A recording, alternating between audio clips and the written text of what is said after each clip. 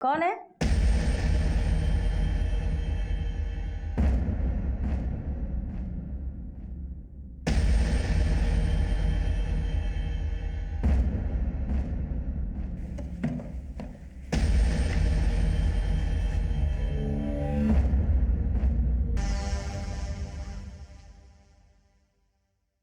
वरुण जी, इस विलेज का क्या करूं, कुछ समझ में नहीं आ रहा है।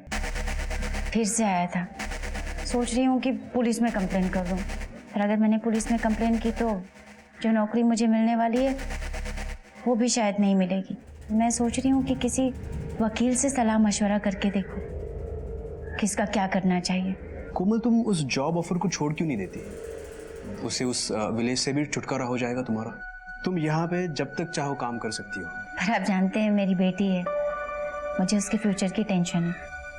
क्या है ना वरुण जी, वो सरकारी नौकरी है, पैसे भी यहाँ से 3 गुना ज्यादा मिलेंगे। खैर कोई नहीं, 1 मिनट। मेरा एक लॉयर दोस्त है, अभिषेक गोगटे नाम है उसका, मैं उससे फोन पे बात करता हूँ, देखते वो क्या कहता है। हाँ।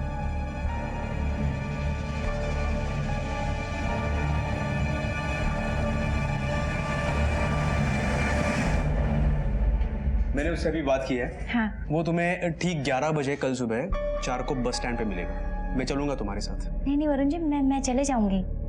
वैसे भी दिया को छोड़ने के लिए स्कूल वहीं से जाती हूँ। ठीक है।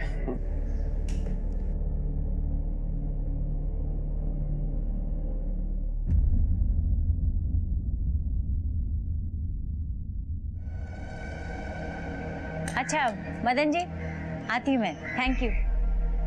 चलो। कैसा रहा? अंकल को तंग तो नहीं किया था ना?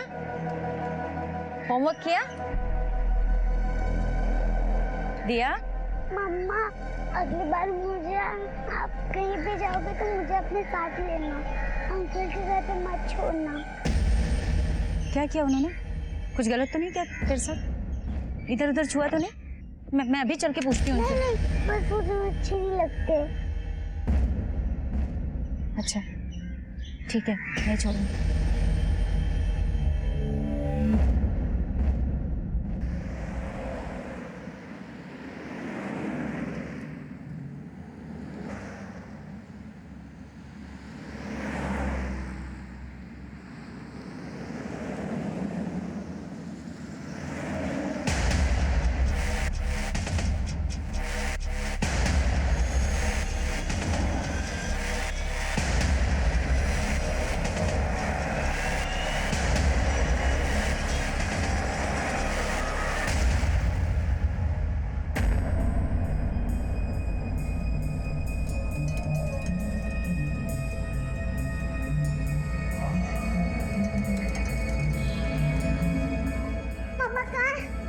अरे दिया, आप यहाँ कैसे आए? मम्मा कहाँ है? मम्मा ने मुझे बोला था कि 1:30 बजे लेने आएंगे। 4 बज गए, ना स्कूल में लेने ना घर आए। अच्छा ठीक है, तुम एक काम करो, अंदर जाके कुछ खाओ, मैं मम्मा को कॉल करती हूँ। ठीक है, जाओ। The number you are trying to call is currently switched off.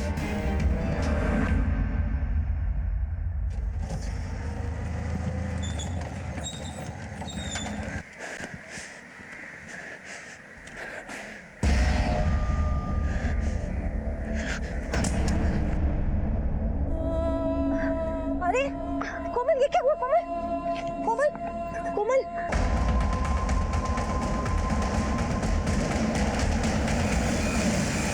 Sir एक पेशेंट है कोमल, जिसके साथ रेप हुआ है और वो ब्लाइंड है। ब्लाइंड है? जन्म से तो नहीं, पर 15-16 साल की होगी तो किसी एक्सीडेंट में शायद आईसाइट चली गई। कहाँ है?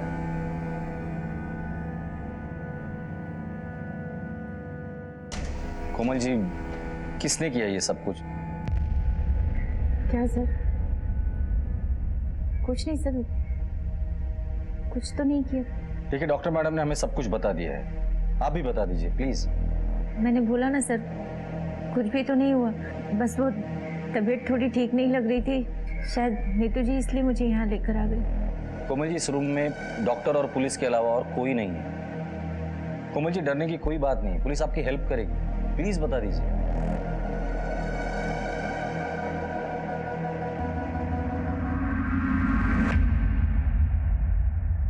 सर, आज सुबह मैं लॉयर से मिलने के लिए चारकोप बस स्टॉप पर गई थी। वही लॉयर जिसके बारे में वरुण जी ने बताया था। वरुण जी मेरे एनजीओ के मैनेजर हैं। वहीं पर एक आदमी मेरे पास आया। कौन? मुझे वकील साहब ने भेजा है। चलिए मैं आपको उनके पास लेके जाता हूँ। अच्छा चलिए। वो मेरा हाथ पकड़कर मुझे अपने साथ ले जा रहा था। थोड़ी दूर चलने के बाद मुझे प्यास लगी है। मैंने पानी मांगा, वो मेरे लिए जूस लेकर आया।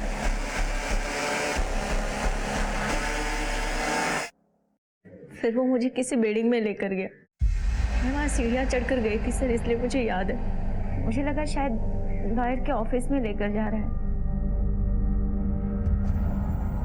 वहाँ ले जाने के बाद उसने मुझे वेट करने के लिए बोला। मैं बैठी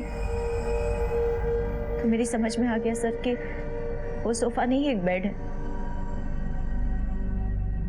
मुझे खतरे का आभास हुआ सर।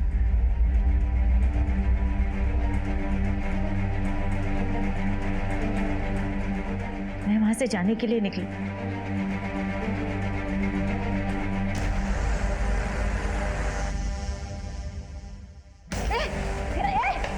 कौन है?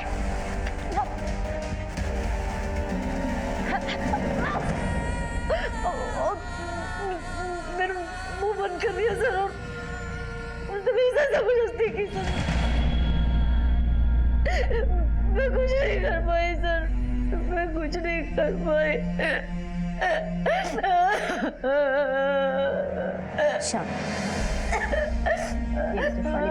पानी पी।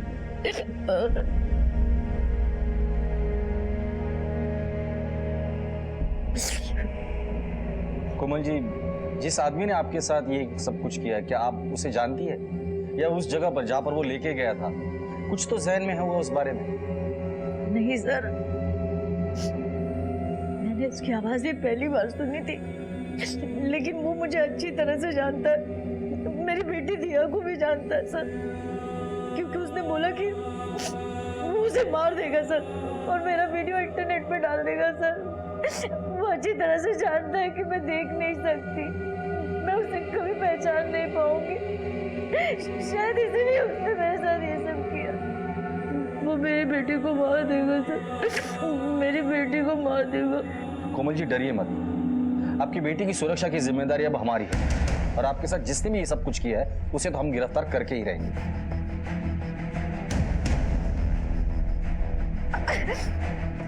कोमल के साथ दुष्कर्म हुआ था, वो देख नहीं सकती थी, इसलिए कोई भी सुराग पुलिस को मुहैया कराने में नाकाम थी। पुलिस के लिए ये केस अब एक चुनौती बन गया था, लेकिन इस मुश्किल केस को हल करने के लिए पुलिस ने कमर कस ली थी। सर, मुझे अब भी ये सोच के बहुत अजीब लग रहा है कि कोई इंसान किसी नेत्रहीन औरत के साथ बलात्कार जैसा घिनौना काम कैसे कर सकता है।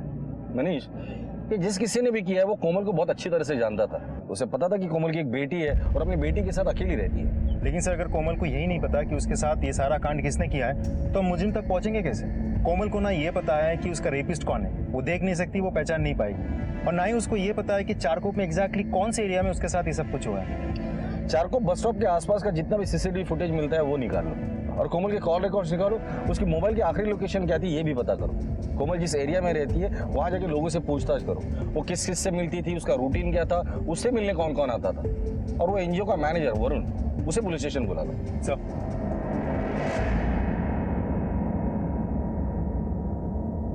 वरुण, एक औरत जो देख नहीं पाती, उसे अकेले तुमने भेज दिया था लॉयर से मिलने के लिए, क्यों? देखो सर, मेरा मकसद सिर्फ कोमल की मदद करना था, और मैंने कोमल को पूछा था कि मैं तुम्हारे साथ आऊँगा, लेकिन उसने मना कर दिया सर। वो तुम्हें ठीक 11 बजे कल सुबह चारकोप बस स्टैंड पे मिलेगा। मैं चलूँगा तुम्हारे साथ। नहीं वरुण जी, मैं चले जाऊंगी। आप चाहे तो उसे पूछ सकते हो। आज सुबह से कहा दे तुम? एनजीओ में ही था। ठीक है, पहले उस लॉयर की डिटेल दो जिससे कोमल मिलने वाली थी। वैसे कोमल को लॉयर की क्या जरूरत थी? दरअसल कोमल के पति ने जब आत्महत्या की तो उसके बाद एक आदमी उसके पीछे हाथ धो के पड़ा था। कोमल उससे छुटकारा पाना चाहती थी और इसीलिए वो लॉयर के पास गई थी। आदमी का नाम क्या है? विलेश राठी नाम है उसका। बाकी डिटेल्स कोमल आपको देगी। सर मैं ही हूँ अभिषेक गोप्ते, वरुण सर का एडवोकेट। सर मुझे वरुण ने कहा था कि कोमल मुझसे मिलने आ रही है। मैंने काफ़ी देर तक चारकोप बस स्टॉप पे वेट किया। सर वो मेरे ऑफिस पे तो आई ही नहीं।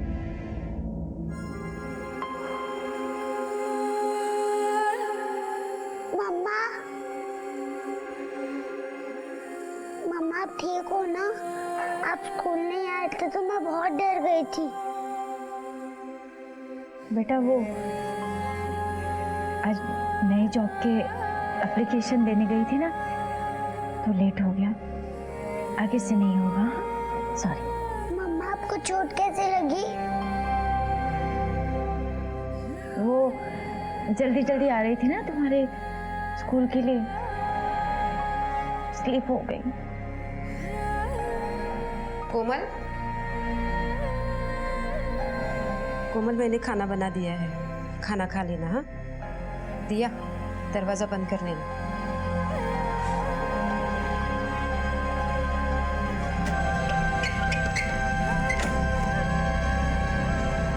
दरवाजा बंद कर।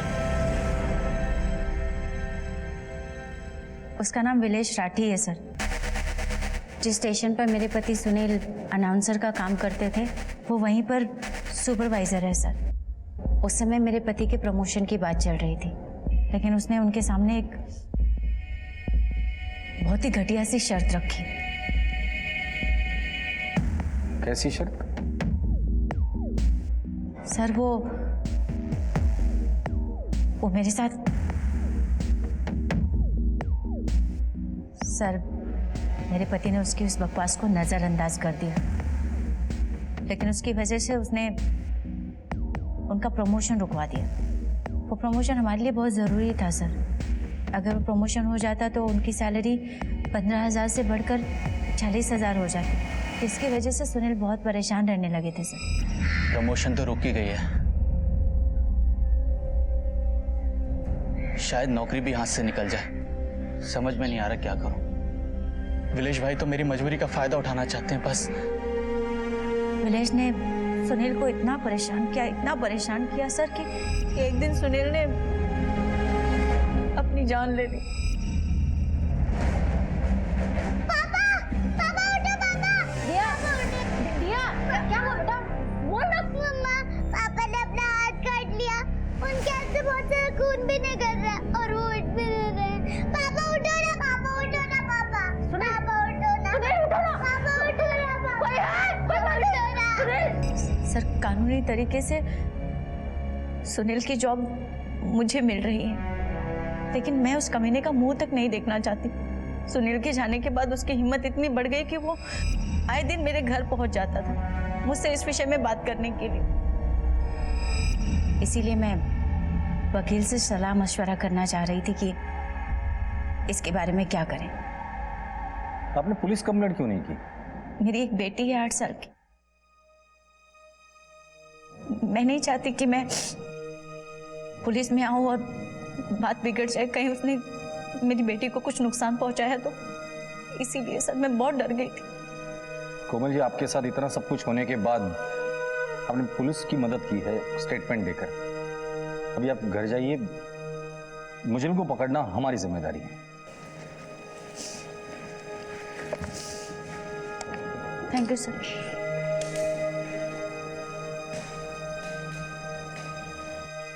सर, तो कोमल को पाने के लिए विलेश इतना पागल हो गया था कि इसका रेप ही कर दिया। तो सुपरवाइजर साहब, 12 अगस्त को सुबह 11 बजे से लेकर शाम 4 बजे तक आप कहाँ थे? मैं अपने ऑफिस में था सर। मॉर्निंग में ऑफिस आया और रात में करीब 9 बजे वापस घर गया। आप चाहें तो मेरे ऑफिस में पता कर सकते हैं। पता किया हमने, हमें कुछ और भी पता चला है। सुना है आपको कोमल में कुछ ज्यादा ही दिलचस्पी थी। ये सब बेबुनियाद बातें हैं सर। मैं जानता हूं कि आप ऐसा क्यों कह रहे हैं। हाँ, मैं उसके घर जाता जरूर था, लेकिन बस उसका हालचाल पूछने। सुनील हमारा बहुत अच्छा एम्प्लॉय था। उसके जाने के बाद मैं उसके परिवार को लेकर चिंतित था और इन दिनों मैं उसको समझाने के लिए जाता था कि वो मेरे पास जॉब ज्वाइन कर ले। माना कि इस शहर में आपसे बड़ा कोई शरीफ आदमी है ही नहीं, पर इस बात पर जब तक हम ऑफिशियल थप्पा नहीं मारेंगे ना, शहर छोड़कर बाहर नहीं जाना, ठीक है? जाओ।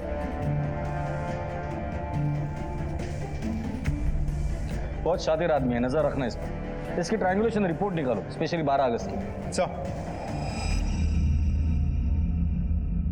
देखो कोमल, मैंने तुम्हें पहले ही कहा था कि तुम और दिया यहाँ आके रहो, यहाँ ज्यादा सेफ है। लेकिन अब ये हादसे के बाद तो यहाँ की औरतें बहुत डरी हुई है और हमारी एनजीओ की भी काफी बदनामी हुई है। देखिए, मेरे साथ जो हुआ उस घाव को मैं अकेले बर्दाश्त कर लूंगी, लेकिन अगर ये बात मेरी बच्ची उसे पता चले कि उसकी माँ के साथ रेप हुआ है तो वो बर्दाश्त नहीं कर पाएगी, उससे उसका बचपना छिन जाएगा।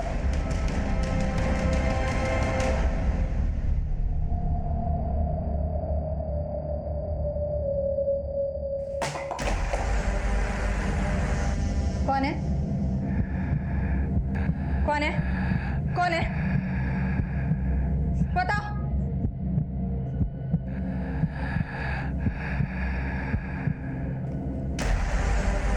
पुलिस ने अपने शक के आधार पर एनजीओ के सभी लोगों से पूछताछ की, लेकिन कोई भी ठोस दलील अभी भी हाथ नहीं आई थी।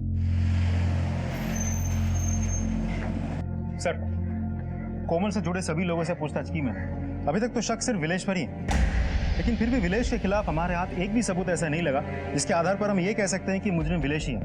और विलेश के कॉल डिटेल्स भी चेक किए मैंने। उस दिन चारकोप में उसका मोबाइल एक्टिव नहीं था। हो सकता है वो अपना मोबाइल घर पर ही छोड़ कर गया हो, नजर रखना उस पर। सर मैंने 12 अगस्त की चारकोप की सारी सीसीटीवी फुटेज चेक की, जिसमें मुझे एक बात खास मिली। सर ये देखिए, चारकोप सेक्टर नंबर 3 के इलाके से कोमल किसी आदमी के साथ कहीं जा रही है। फुटेज जरा क्लियर नहीं है क्योंकि वो आदमी बहुत दूर है। सर इस एरिया के आसपास का सारा इलाका मैंने चेक किया तो कहीं पे भी सीसीटीवी कैमरा नहीं दिखा। अब एक ही तरीका है, कोमल को इस एरिया में लेकर जाते, शायद उसकी मदद से कुछ सुराग हाथ लग जाए।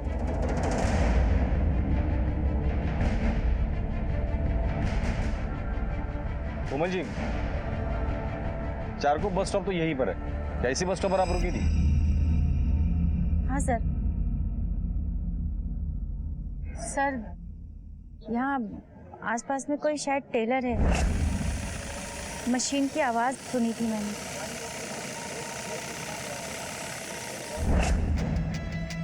जी है यहाँ टेलर। फिर सर मैं ऐसे खड़ी थी, वो शायद यहाँ से आया था, आकर मुझे ऐसे किया और फिर बोला कि वकील के पास लेके चलता हूँ, और फिर हम सीधे चले गए थे दाहिनी तरफ। सर अभी आगे दो तीन कदम की दूरी पर कुछ है जहाँ से नीचे उतरना है। यहाँ से कहाँ गई थी आप?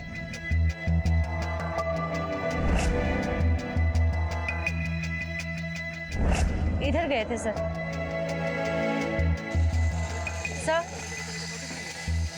सर ये आवाज मैंने उस दिन भी सुनी थी।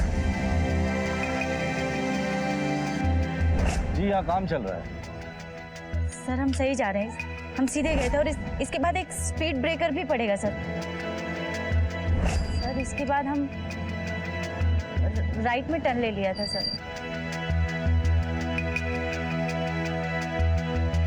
सर यहाँ आसपास में शायद कोई मंदिर है। सर मंदिर, शायद इसी मंदिर की बात कर रही थी।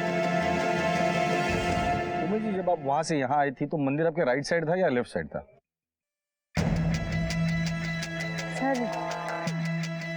सर शायद मेरे लेफ्ट में ही था सर। आवाज इसी तरफ से आ रही थी। आप अभी इस वक्त मंदिर के बराबर सामने खड़ी है, अब यहाँ से आप कैसे गई थी? सर शायद मैं ऐसे थी सर, लेफ्ट साइड से आवाज आ रही थी पर पीछे की तरफ से आ रही थी और फिर सीधे गए थे सर।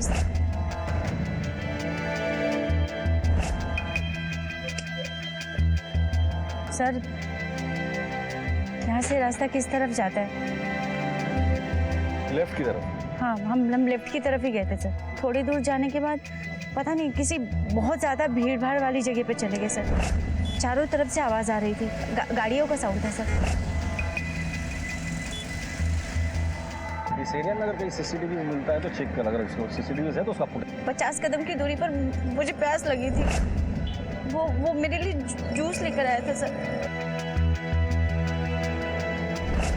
फिर जूस पिया, उसके बाद क्या हुआ, कहाँ गए आप लोग?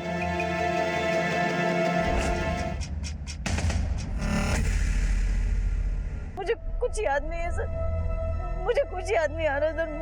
मुझे घर छोड़ दीजिए, मुझे मेरी बेटी के पास जाना सर। ठीक है, मुझे नहीं याद कर रहा है सर। घर लेके जाएंगे। सर कोमल ने हमें हॉस्पिटल में बताया था कि रेपिस्ट ने उसे सीढ़ियाँ चढ़ाई थी और किसी बेड पे बिठाया था। तो बेड तो किसी घर का या लॉज का, किसी होटल का भी हो सकता है। और आसपास यहाँ इतने सारे बिल्डिंग है सर, हम मुझे तक पहुँचेंगे कैसे? पहुँचना तो पड़ेगा, काम मुश्किल है लेकिन नामुमकिन नहीं है। वैसे इस एरिया के सारे सीसीटीवी फुटेजेस मैंने चेक कर लिए हैं, मेन रोड और गलियों छोड़कर कुछ नहीं मिल रहा है। कोमल के एनजीओ के बारे में डिटेल इन्फॉर्मेशन निकाल और उसके एरिया में पूछताछ करो। अब 4 का पढ़ो। 4 1 4, 4 2 8, 4 कोमल। 2 1। मदन जी आइए ना, आइए ना। कैसी हो कोमल? नहीं, मैंने सुना वो तुम डरना नहीं, हम है ना, घबराना नहीं। तुमसे कुछ बात करनी थी, अगर बुरा ना मानो तो। नहीं मदन जी, कैसी बात कर रहे हैं आप? बैठिए, संभाल। हाँ। वो 6 महीनों में कितना कुछ बदल गया नहीं। कोई और होता तो टूट जाता। पर कोमल, तुम्हें बहुत शक्ति है, पर हर शक्ति की एक सीमा होती है, और तुम पर तो दिया की जिम्मेदारी भी है। आज लोग नेत्रहीन कह रहे हैं, कल चरित्र। तुम समझ रही हो ना मैं क्या कह रहा हूं? मेरा एक मशवरा है, तुम ये शहर छोड़कर चली जाओ, और ये पुलिस के पचड़ों से बच जाओ। हम है ना मदद करने के लिए।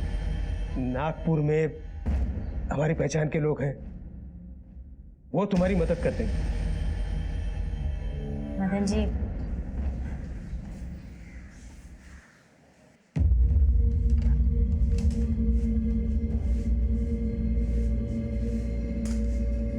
आप हमेशा मेरी हिम्मत की दाद देते हैं। आज आप ही शहर छोड़कर जाने का मशवरा दे रहे हैं।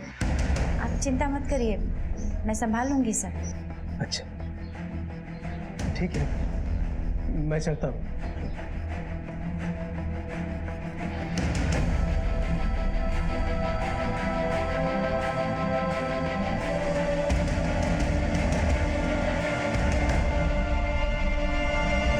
अब आप मेरे पे शक कर रहे हो?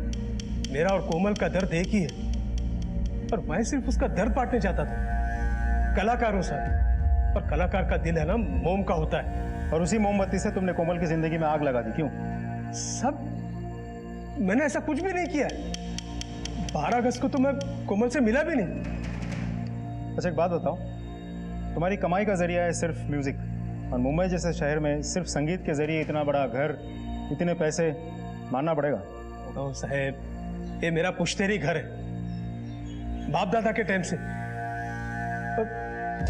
सब अभी 2 साल पहले मेरी आई का ध्यान तो ऐसा। ठीक है, क्या हुआ है क्या नहीं हुआ है वो तो हमें पता चल ही जाएगा, और जब तक इन्वेस्टिगेशन पूरी नहीं हो जाती या पुश्तैनी घर छोड़ के जाना मत। और हाँ, अगर हमें पता चला ना इस कांड के पीछे तुम्हारा हाथ है, तो तुम्हारी जो म्यूजिक और संगीत की महफिल है ना, ये उम्र भर के लिए जेल में सजेगी, इतना याद रखना।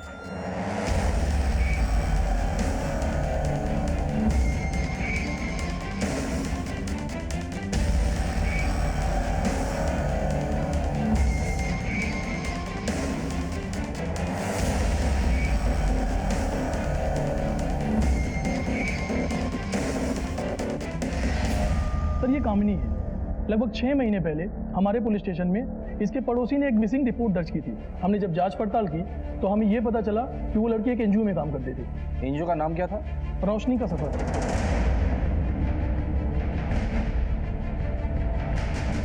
सर ये तो वही एनजीओ है जहाँ कोमल काम करती है।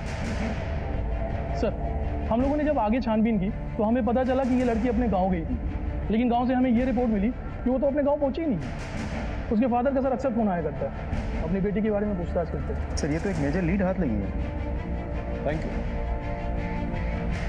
कामिनी लापता है और कोमल के साथ बलात्कार हुआ, और ये दोनों एक ही एनजीओ में काम करते हैं। एक महज इत्तेफाक नहीं हो सकता। इस एनजीओ में कुछ तो गड़बड़ हो रही है। हाँ सर, कामिनी आप्टे नाम की लड़की इसी एनजीओ में काम करती थी। पता नहीं 6 महीने पहले बिना बताए चली गई यहाँ से। सर वो जहाँ रहती थी ना, उस एरिया की पुलिस यहाँ की पूछताछ भी करके चली गई। मैं तो खुद हैरान हूँ सर। हैरान तो हम लोग भी है। एक ही एनजीओ की 2 लड़कियों के साथ ये सब कुछ हो रहा है। क्या छुपा रहे हैं हमसे? सर हमारा एनजीओ एक खुली किताब है सर। सर जरूर कोई हमें बदनाम करने की कोशिश कर रहा है और इसीलिए ये सब हो रहा है। कौन कर रहा है बदनाम आपको? सर ये मैं कैसे बता सकता हूँ कौन बदनाम कर रहा है। आई होप आप सच बोल रहे हैं, लेकिन अगर इन्वेस्टिगेशन में पता चला कि आपने हमसे झूठ कहा था, बहुत भारी पड़ेगा आपको।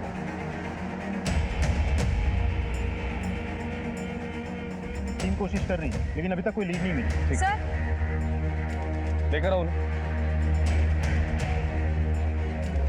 जी कहिए। सर आपने मेरी कंप्लेंट पे कोई एक्शन लिया? कौन सी कंप्लेंट? कुछ दिनों से मुझे लग रहा है कि कोई मेरा पीछा कर रहा है। कौन है? मुझे हार्म करने की कोशिश कर रहा है। मैंने इस बारे में वरुण सर को भी बताया था। मुझे लगा शायद उन्होंने आपको कुछ बताया होगा। वरुण ने तो हमें कुछ नहीं बताया। सर वरुण सर हमेशा ऐसे ही करते हैं। कामिनी के टाइम पे भी उन्होंने ऐसे ही किया था। कोई कंप्लेंट सीरियसली नहीं लेते। कामिनी के बारे में क्या जानती है? सर कामिनी हमारे यही काम करती थी। एक लड़का था राघव, जो पार्शियली ब्लाइंड था, और वो कामिनी को बहुत परेशान किया करता था, और उसके साथ साथ हमें भी। हमने उस बारे में भी वरुण सर को कंप्लेंट की थी, पर तब भी वरुण सर ने ध्यान नहीं दिया।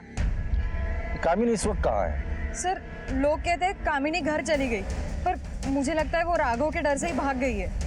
ये राघव कहाँ मिलेगा? सर राघव पता नहीं कहाँ मिलेगा, पर कविता ताई उसके कांटेक्ट में है। ये कविता ताई कहाँ है? दिया दिया जल्दी करो, जूते भी तैयार हो गए, चलो लेट हो जाएगा। बैठो। स्कूल के कपड़े क्यों नहीं पहने? मम्मा मुझे स्कूल नहीं जाना है। क्यों नहीं जाना स्कूल? मैं जिससे भी प्यार करती हूँ और जो भी मेरे आसपास होता है उनके साथ पूरा होता है। नहीं बेटा।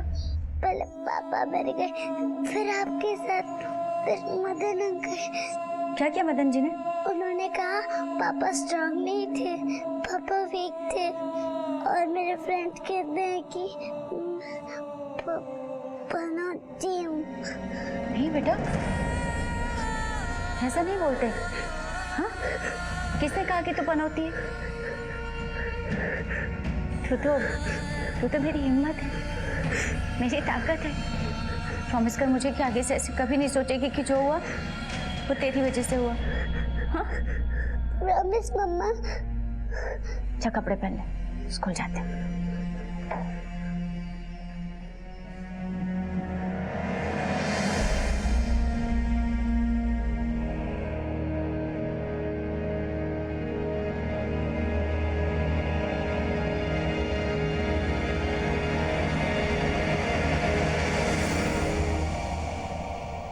ओम, रमेश, अक्षय, वरुण, अमित, मदन। इनमें से ओम, रमेश और अक्षय एनजीओ में ही रहते हैं। कोमल इन तीनों को ट्रेन करती है। मैंने तीनों का बैकग्राउंड चेक किया। No criminal history found, no past record found, all clean. फिर नंबर आता है एनजीओ के मैनेजर वरुण और ओनर अमित के। अमित पैदाइशी नेत्रहीन है, बहुत अच्छे घर से बिलोंग करता है, पैसों की कोई कमी नहीं है। फिर नंबर आता है छठा और आखिरी सस्पेक्ट का, मदन। ये वरुण और अमित के बारे में एनजीओ के लोग क्या कहते हैं? एनजीओ में कोई प्रॉब्लम नहीं है, हर कोई हर किसी के साथ खुश है। उन लोगों ने यह भी कहा कि ये वरुण और अमित एनजीओ अच्छे से चले, इसके लिए कोई कसर नहीं छोड़ते। इसका मतलब ये सस्पेक्ट जो भी है वो एनजीओ से नहीं, कोई बाहर का है। हेलो, ठीक है सर, राघव का पता चल गया। साहब आप किसी कोमल को नहीं जानता साहब। चल माना कि कोमल को नहीं जानता, कामिनी को तो जानता है ना, कहाँ है वो? साहब अपन एनजीओ की लड़कियों को छेड़ता था, पर कभी गलत काम नहीं किया साहब। जब कामिनी गायब होगी तो मुझे पता था कि सब लोग मुझ पर ही शक करेंगे, इसलिए अपन अंडरग्राउंड हो गया। अब आज तक एनजीओ में जितने भी रेप हुए ना, उन सब औरतों के साथ मेरा नाम जोड़ा गया साहब। तू कह रहा है एनजीओ में लड़कियों के साथ बलात्कार होता था? हाँ साहब, हाँ। झूठ मत बोल।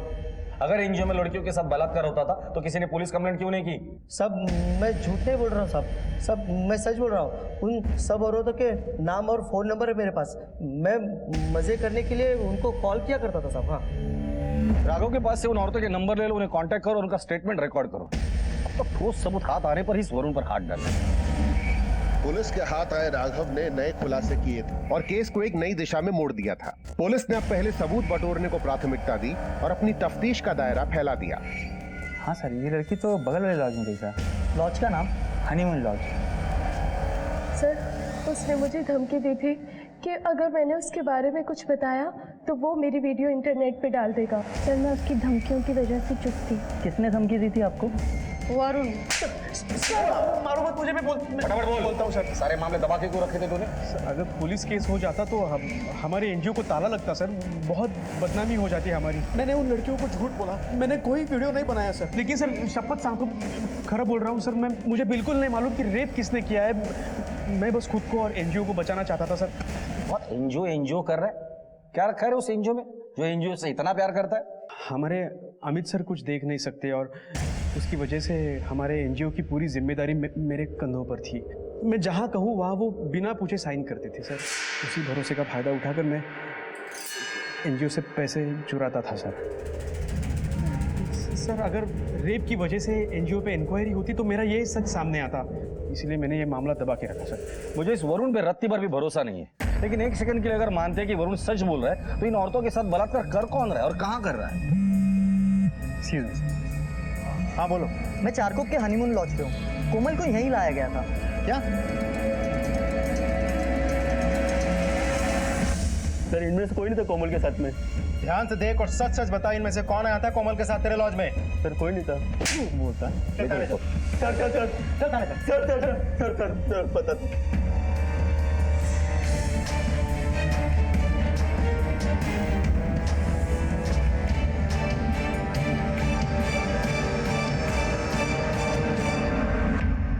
सर, मैं बहुत ही अच्छे फैमिली से हूँ।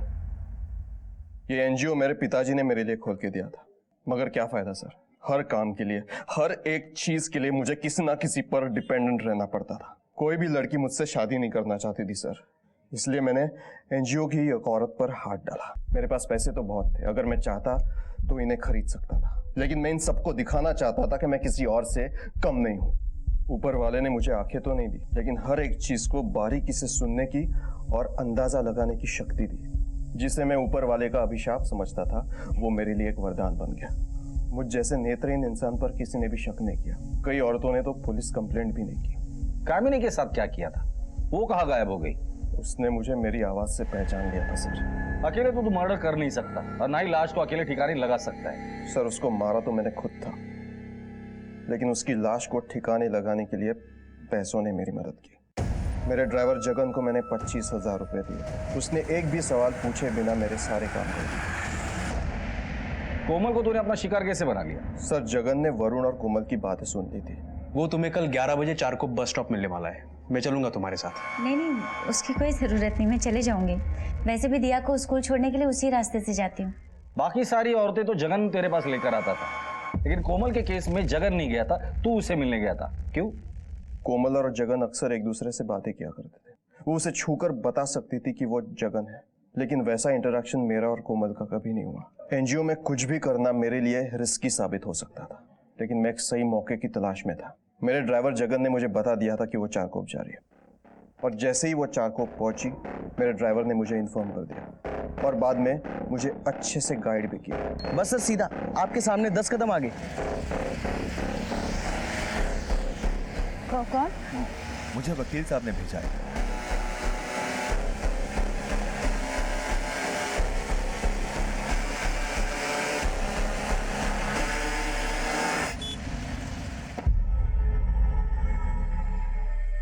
आप यहीं पर रुकिए, मैं वकील साहब को लेकर आता हूं।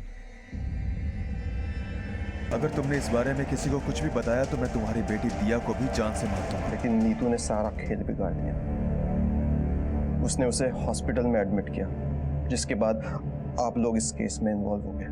I was about to commit another perfect crime, sir. कुछ दिनों से मुझे लग रहा है कि कोई मेरा पीछा कर रहा है। इस दुनिया में आज तक ना ही परफेक्ट क्राइम हुआ है और ना ही होगा। आज तक तुमने सिर्फ अंधेरा देखा था, लेकिन आज के बाद तुम्हारे जीवन में सिर्फ और सिर्फ अंधेरा ही रहेगा, इसकी गारंटी मैं देता हूं तुम्हें।